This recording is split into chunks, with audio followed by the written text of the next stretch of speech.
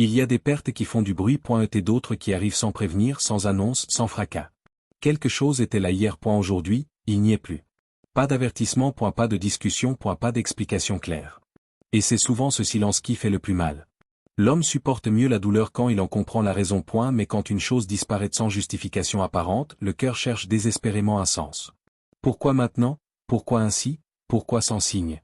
Allah laisse parfois le cœur dans cet espace suspendu. Non pour l'égarer mais pour l'obliger à ressentir.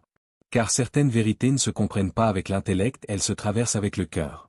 La disparition crée un vide, et le vide révèle.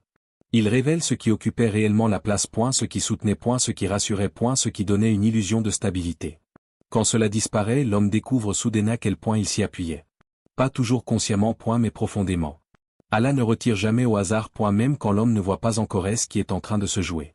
Le Coran rappelle que l'homme aime ce qui lui est familier même si cela n'était pas bon pour lui. Et il déteste parfois ce qui l'éloigne d'un confort même si cela est meilleur pour son cœur. La disparition agit comme une secousse intérieure, elle déplace les fondations. Ce qui semblait stable ne l'était pas tant que ça. Et ce que l'homme croyait maîtriser ne lui appartenait pas réellement. Il y a une forme de vulnérabilité à ce moment précis. Le moment où l'on réalisait que certaines choses peuvent partir sans notre accord. Et cette vulnérabilité est inconfortable. Mais elle est vraie. Allah n'a jamais promis que tout resterait en place, et elle a promis que lui resterait. Et cette distinction devient claire qu'au moment de la perte. Quand quelque chose disparaît sans explication, l'homme peut réagir de deux manières. Il peut se refermer, ou il peut s'interroger. Se refermer, c'est nourrir l'amertume. S'interroger, c'est ouvrir un dialogue intérieur. Allah n'impose pas la sagesse, et elle propose un chemin. La disparition ne parle pas seulement de ce qui part, elle parle aussi de ce qui doit rester. Ce que tu ressens dans le vide est souvent plus révélateur que ce qui remplissait ta vie avant. La peur, et la colère, ou parfois, un étrange soulagement. Car certaines choses étaient devenues lourdes sans que tu t'en rendes compte. Allah enlève parfois ce que le cœur n'aurait jamais osé lâcher. Non par dureté mais par protection. Un homme disait, quand cela a disparu j'ai cru perdre une partie de moi, avec le temps j'ai compris que je perdais ce qui s'éloignait de moi. La disparition n'est pas toujours une punition, elle peut être une correction douce mais ferme.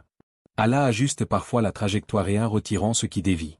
Et ce retrait fait mal parce qu'il touche un attachement. Mais tous les attachements ne sont pas des racines. Certains sont des chaînes. Question silencieuse, mais essentielle. Index revers pointant vers la droite blanc. Si cette chose n'était pas partie, qu'est-ce qu'elle aurait continué à masquer dans mon cœur? Le vide laissé par la disparition n'est pas un néant. C'est un espace. Un espace où autre chose peut naître. Mais pour que cela arrive, il faut accepter de rester un moment dans ce silence inconfortable. Sans précipiter un remplacement, sans forcer une explication. Car ce que l'homme tente de remplir trop vite ne se transforme jamais. Allah travaille aussi dans l'attente après la perte. Et tant que tu acceptes de ne pas comprendre immédiatement ce qui a disparu, continue de parler. Silence Usmet. Il y a des choses que l'homme appelle nécessaires sans jamais les avoir réellement interrogées. Elles se sont installées dans sa vie progressivement qu'elles ont fini par sembler évidentes. Un rôle, une relation, une situation, une sécurité. Jusqu'au jour où l'épreuve les retire. Et soudain ce qui semblait vital n'est plus là. La première réaction n'est pas toujours la douleur, c'est la panique. Parce que l'homme confond souvent l'indispensable et l'habituel. Allah met parfois fin à une habitude pour révéler qu'elle n'était pas une nécessité. Ce que tu croyais indispensable y avait peut-être pris une place qu'il n'aurait jamais dû occuper. Non parce que c'était mauvais mais parce que c'était devenu central. Allah n'interdit pas l'attachement, il en régule l'ordre. Quand une chose devient trop centrale, elle commence à peser sur le cœur. Mais l'homme s'habitue au poids, et elle le confond avec la stabilité. Alors Allah allège. Et cet allègement fait d'abord mal. Parce que le cœur était organisé autour de cette chose. Le Coran rappelle que l'homme accroche à ce qu'il possède comme si cela devait durer. Mais rien de ce qui est créé il est fait pour être éternel.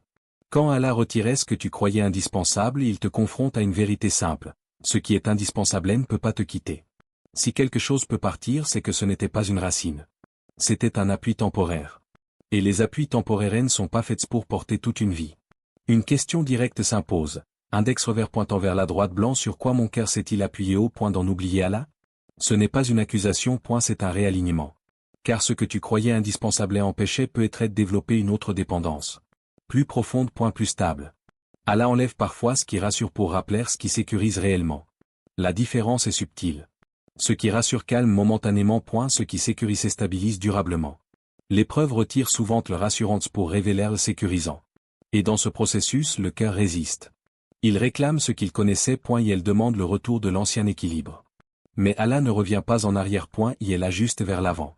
Ce que tu croyais indispensable a peut-être servi un temps. Mais ce temps est peut-être terminé. Et refuser de l'accepter prolonge inutilement la souffrance. Allah ne retire jamais sans sagesse. Même quand tu ne la vois pas encore. Il retire parfois pour éviter une dépendance plus grave. Ou pour préparer un espace intérieur à recevoir autre chose. Le cœur trop rempli ne peut rien accueillir.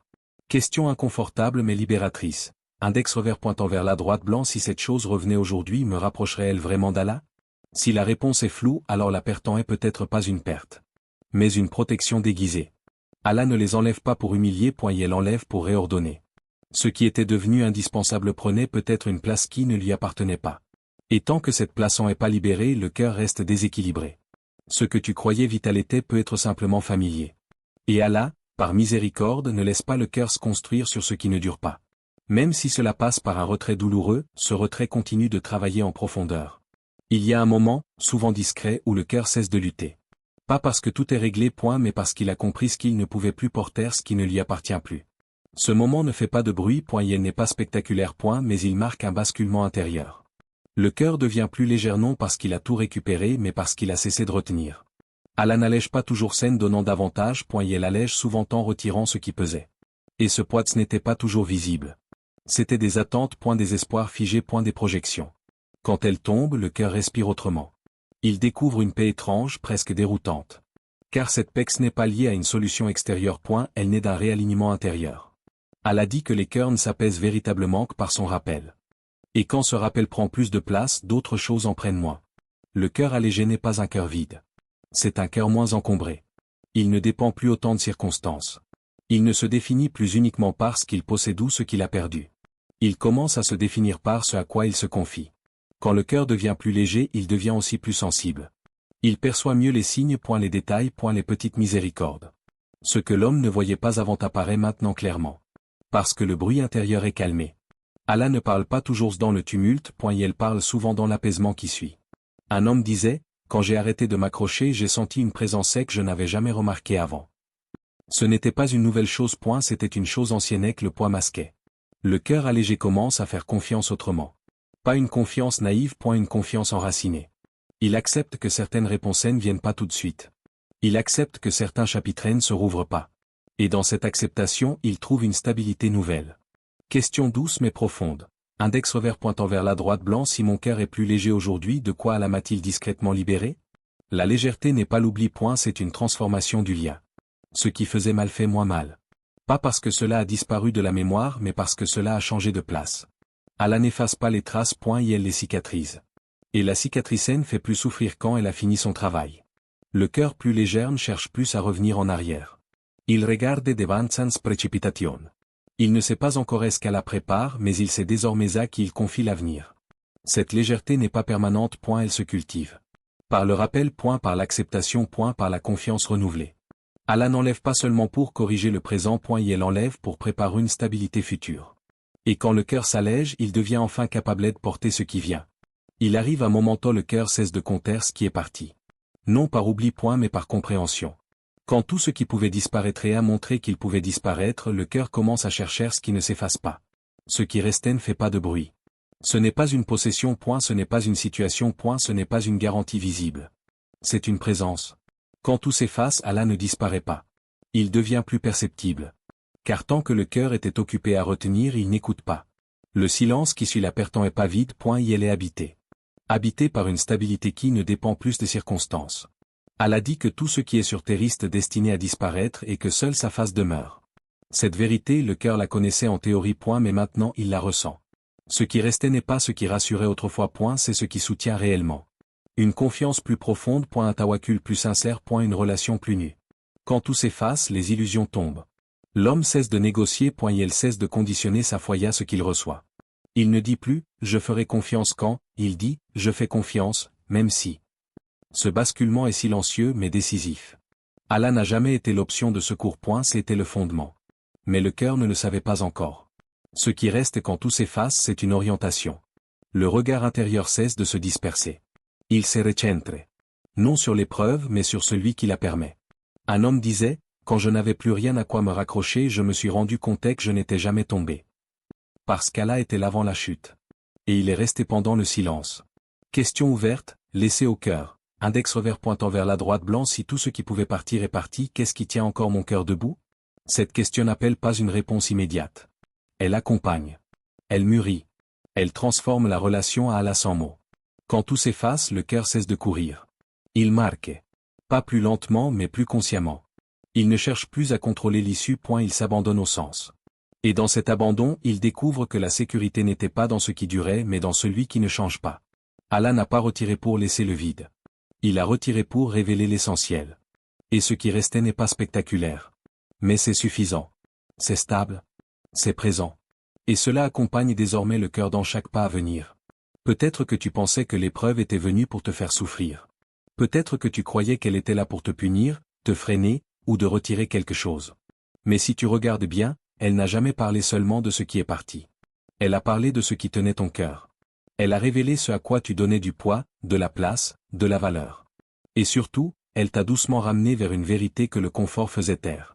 Que tout peut disparaître. Mais pas celui qui te soutient. Allah ne t'a pas appauvri. Il t'a allégé. Il ne t'a pas abandonné. Il t'a recentré. Ce que tu as perdu n'était peut-être pas fait pour t'accompagner plus loin. Et ce que tu as gagné ne se voit pas encore clairement. Mais ton cœur, lui, le sentir. L'épreuve ne ferme pas un chemin. Elle t'apprend à marcher autrement. Peut-être plus lentement. Mais c'est plus vrai. Et si aujourd'hui tu ne comprends pas encore tout, sache une chose. Allah ne t'a jamais retiré quelque chose sans te rapprocher de lui un peu plus. Le reste, le temps se chargera de te le montrer. Silence Usmet. Abonne-toi si ton cœur aime se souvenir d'Allah.